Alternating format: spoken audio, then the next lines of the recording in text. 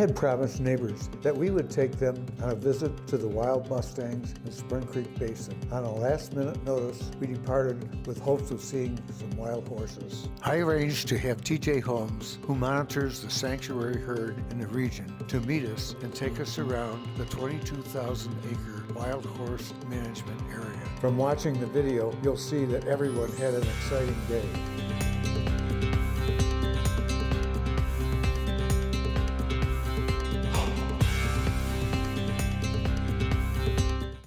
Herd management areas by a fair margin.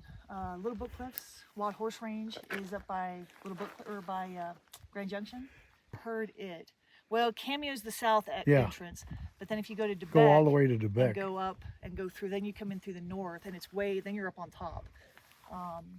But they've acquired some more land, so they're about 45,000 to 48,000 acres now. Sandwich Basin is up northwest of Craig. They're about 158,000 acres, a lot like this, very open. And then Piancey's Douglas is west of Meeker, and it's about 190,000 acres. And this is 20-something? 22.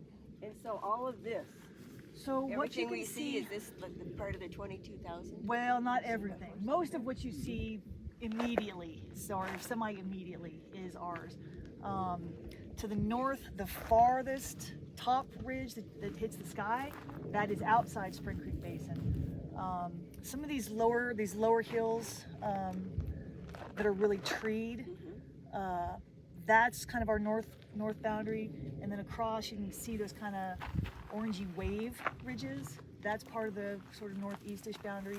That heavy treed, a little bit lower ridge, not the one that hits the sky. There's a little narrow valley between there. That's us. And then we come around in the east. The pyramid that you can see, is just outside Spring Creek Basin. That's McKenna Peak. And then the butte, the big Temple Butte, that's the promontory, that's Temple Butte. That's beyond McKenna Peak, and it's outside the basin boundaries. The little bit lower ridge, it looks a little bit like a submarine. That's just on the boundary. Part of that is just on the boundary. And then the farthest one that looks sort of like a bit of a volcano, that's our southeast boundary. And then our southern boundary is basically between here and that heavy treed ridge on the far side. That's where Disappointment Road goes up valley. So a Mustang isn't a breed so much as it is a type. Okay. You can have Mustangs that are pony size. You can have Mustangs that are nearly draft size. I've got a couple little bitty ones on the. So the horses you guys saw on the Mustang sanctuary, that's private land between the cattle guard way out at the road and the one here by this little very sun-faded sign. That the in-between between the two closest cattle guards is our buffer zone. So it's our property, but we've built that fence inside our property to keep these still wild Mustangs from our gathered sanctuary Mustangs. Less wild. So the cattle guard works. They don't. The horses won't jump at her. Correct. Yeah, because it's part of it is the depth perception and the shadow and the hole underneath it, and they don't like the rounded pipes.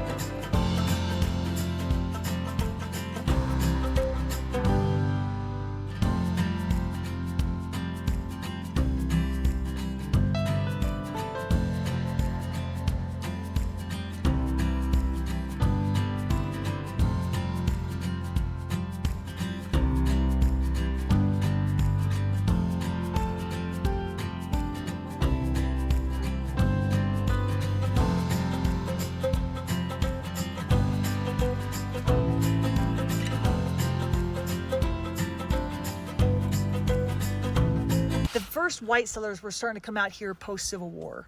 But anyway, so in the late 1800s, a survey crew came out, probably, you know, Army Corps of Engineers type or related, came out to survey this whole region. It was summer, it was really hot, it was really dry. They're on horses with pack mules. They see a line of cottonwoods in the distance, which of course in our part of the country means water, usually. They got to the creek, the creek was dry, they were disappointed.